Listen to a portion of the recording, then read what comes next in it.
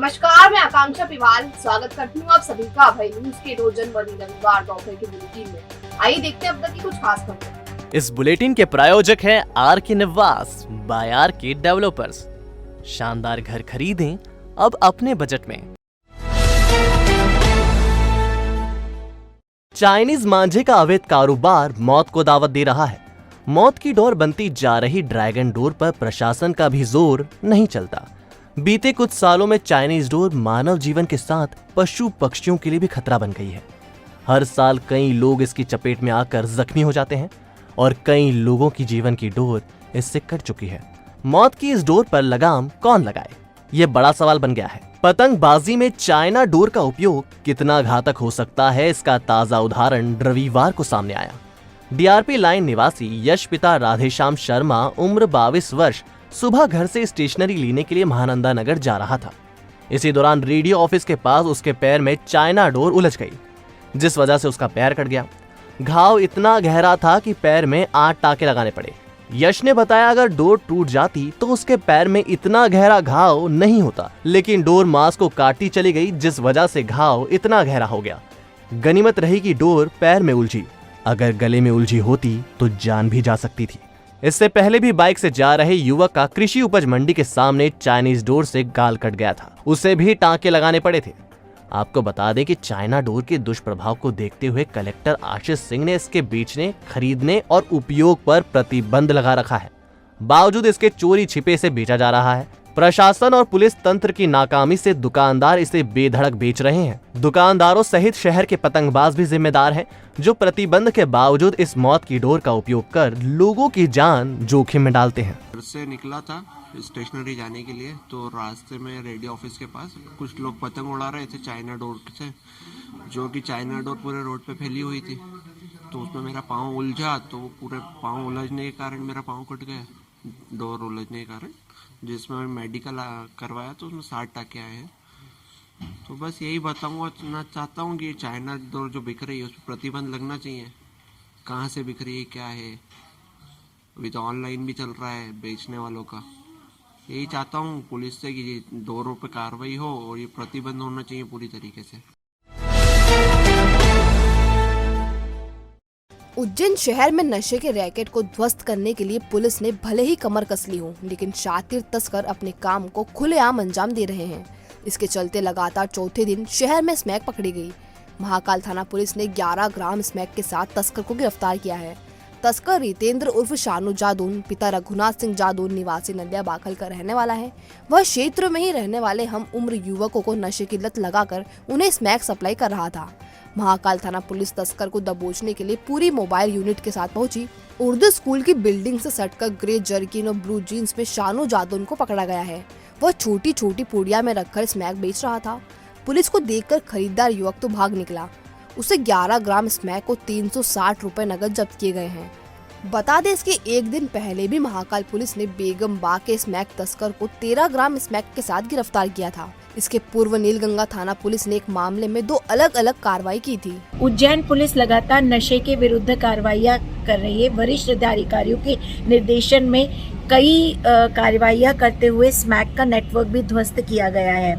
विगत कई कार्रवाइयों में इसी तारतम्य में महाकाल थाने में थाना प्रभारी व उनकी टीम द्वारा एक सराहनीय कार्य करते हुए लगभग 13 ग्राम स्मैक बरामद किया है, जिसमें मुखबिर द्वारा सूचना प्राप्त हुई थी कि एक आरोपी जो कि नलिया बाखल निवासी है, उर्दू स्कूल के पास स्मैक की पुड़ियाएं दे रहा है, बेच रहा है। इस पर हमने उसको अरेस्ट करके NDPS 8/21 के तहत अपराध पंजीबद्ध किया।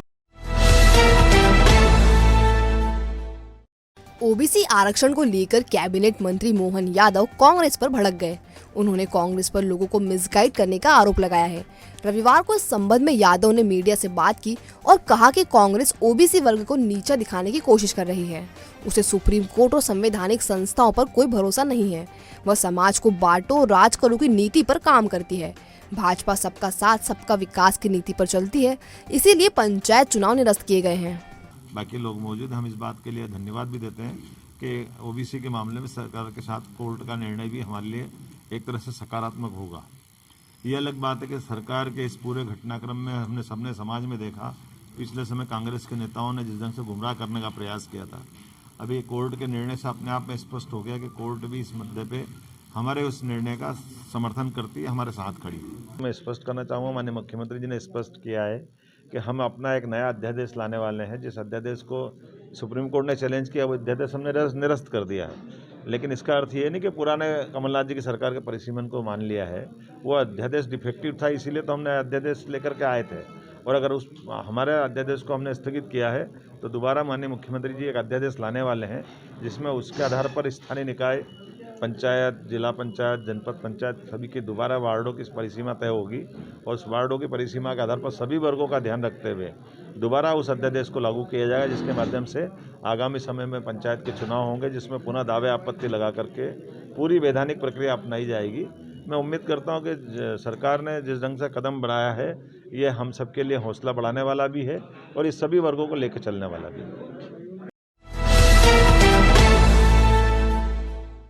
शुक्रवार को ओलों के साथ हुई बारिश ने रबी की फसलों को खासा नुकसान पहुंचाया है। गेहूं, चना, लहसुन के साथ आलू की फसल चौपट हो गई है। मौसम की मार से घबराए किसानों ने 100% मुआवजे की मांग की है। ओले से सबसे ज्यादा नुकसान नवादा, गोंदिया, गंगेड़ी, हसामपुरा, लेकोड़ा, हिमरखेड़ी, लिम्बा, पिपलिया और फतेहाबाद में हुआ है। इन इलाकों का मुआयना जिला पंचायत अध्यक्ष करण कुमारिया, अजीत सिंह ठाकुर, अमित शर्मा, अमन बोरासी, उमेश चौहान आदि ने किया। इन गाँवों में गेहूं, चना, लहसुन, प्याज और आलू की फसलों को खासा नुकसान हुआ है। ये फसलें आड़ी हो गई हैं और पूरी तरह खत्म हो चुकी हैं। नेताओं ने सीएम के नाम का ज्ञापन कलेक्टर को देकर 100% मुआवजा किसानों को देने की मांग की है।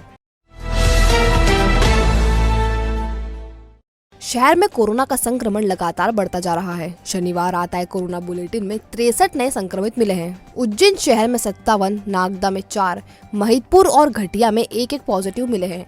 अच्छी बात यह है कि अधिकतर लोगों को अस्पताल में भर्ती करने की स्थिति नहीं बन रही। अब जिले में 254 संक्रमित हो गए हैं। इनमें से 245 को होम आइसोलेशन, 6 को कोविड डेडिकेटेड केयर सेंटर और 3 जिले में अन्य जगह पर हैं। बढ़ते संक्रमण के कारण शहर में टेस्टिंग रेट बढ़ा दी गई है और रोजाना 2000 से ज्यादा टेस्ट हो रहे हैं। इंदौर से छिंदवाड़ा और भंडारकुंड की तरफ जाने वाली पंचवेली एक्सप्रेस एक बार फिर से शुरू होने जा रही है। अच्छी बात यह है कि ट्रेन के सामान्य कोचों में रिजर्वेशन की जरूरत नहीं होगी। ये ट्रेन 15 जनवरी से शुरू होगी। ट्रेन दोपहर 1:05 पर रवाना होगी और अगले दिन सुबह 4:40 पर भंडारकुंड पहुंचेगी। इसी तरह छिंदवाड़ा से 16 जनवरी को रात 10:30 पर इंदौर के लिए रवाना होगी। अगले दिन दोपहर 12:45 पर इंदौर आएगी। इस ट्रेन से सफर करने के लिए उज्जैन के यात्रियों को देवास और मक्सी जाना होगा। ट्रेन में एक 3rd AC, 4 स्लीपर और 8 सामान्य श्रेणी के कोच रहेंगे। सोनकच्छ के गीता भवन के सामने 27 दिसंबर को मारपीट में घायल होने के बाद दम तोड़ने वाले राजपूत यूथ ब्रिगेड के प्रतीक उर्फ चिंटू दरबार के समर्थन में करनी सेना ने थाना परिसर में शव रखकर प्रदर्शन किया। सेना ने फरार आरोपियों के साथ साजिश करता दशरथ यादव और सीताराम खेलवाल को भी आरोपी बनाने की मांग की है। दरअसल प्रतीक उर्फ चिंटू दरबार और देवेंद्र उर्फ बल्लू पर रंजिश के चलते महेश करवाडिया, अजय बागनिया, पवन धोलपुरे, लखन आस्ताया, जगदीश उर्फ जग्गा, विष्णु करवाडिया, संदीप उर्फ सनी खेरवाल, पंकज खेरवाल, ललित करवाडिया, तूफान अटारिया और 2 अन्य लोगों ने जानलेवा हमला किया था। करनी सेना ने चिंटू दरबार की मौत की उच्च स्तरीय जांच कराने, मामले की सुनवाई फास्ट ट्रैक कोर्ट में करने और गुंडा एक्ट के तहत आरोपियों के मकान और दुकान तोड़ने की मांग की है। मृतक के परिवार को 50 लाख रुपए की आर्थिक सहायता व पत्नी को सरकारी नौकरी देने की भी मांग की। करीब 2 घंटे तक चले धरने के बाद डीएसपी किरण शर्मा और एएसपी मंजीत सिंह चावला मौके पर पहुंचे और आश्वासन दिया कि 9 आरोपियों को गिरफ्तार कर जेल भेज दिया गया है। शेष आरोपियों की गिरफ्तारी भी जल्द कर ली जाएगी। इसके बाद एक आरोपी की गीता भवन के सामने स्थित दुकान जेसीबी से ध्वस्त कर दी गई। इस दौरान सोनकच्छ, भोरासा, पीपलरावा, देवास, टोक खुर्द, बरोटा और बागली थाने का बल एहतियात के तौर पर तैनात किया गया है। इसमें जो है एक युवक है चिंटू और प्रतीक, जो है यहीं के रहने वाले हैं सोनकच्छ के। इनका जो है 27/12 को कुछ विवाद हुआ था। उसमें जो है इन पे जानलेवा हमला किया था। 10 लड़के थे। उसमें जो है धारा 307 के तहत FIR रजिस्टर की गई थी थाना सोनकच्छ में। आज उस लड़के की जो है इंदौर में इलाज के दौरान मृत्यु हो गई और उसमें धारा 300 तो बढ़ा दी गई है और अभी जो है उसका अंतिम संस्कार भी यहाँ हो गया है। और और उसमें जो आरोपियों के कुछ अतिक्रमण वगैरह थे तो जो SDM है उन्होंने उसमें मैदानी कार्रवाई नहीं, पुलिस ने उसमें लगभग 9 आरोपियों को गिरफ्तार कर लिया, ठीक है, और शेष जो भी है उनकी भी गिरफ्तारी हो जाएगी और पुलिस इसमें जो है जल्दी से जल्दी विवेचना करो। इसमें जो भी उनकी जो बातें थी, जो लीगल पहलू हैं, उनकी जो भी पॉइंट्स हैं, उनको विवेचना में शामिल किया गया। उसमें जो भी वैधानिक कार्रवाई है संबंधित SDM और नगर पालिका, इसमें बहुत सारी जो है विभाग हमारे शामिल रहते हैं, उसमें जो भी है वैधानिक कार्रवाई की जाएगी। मैंने इसमें ये सुनिश्चित किया जाएगा कि जो भी अपराधी हैं उनमें पुलिस का भय बना रहे और आम जनता सुरक्षा के भाव को महसूस कर सके, तो ये कार्रवाई हम जरूर करें। कोरोना जो है इस समय 3rd वेव में हम चल रहे हैं, सभी ओमिक्रॉन जो नया वेरिएंट आया है वो तेजी से फैला है, तो सभी से ये आग्रह है कि सभी मास्क लगाएं और कोविड अप्रोप्रिएट बिहेवियर है जो उसका पालन करें। तो ये थी आज की कुछ खास खबरें। अगर खबरों को लेकर आपके पास कोई फीडबैक हो तो हम तक जरूर पहुंचाएं। और जाने से पहले अभय न्यूज़ आपसे अपील करता है कि मास्क लगाएं और सोशल डिस्टेंसिंग का पालन करें। कल फिर मिलेंगे नए बुलेटिन के साथ। नमस्कार।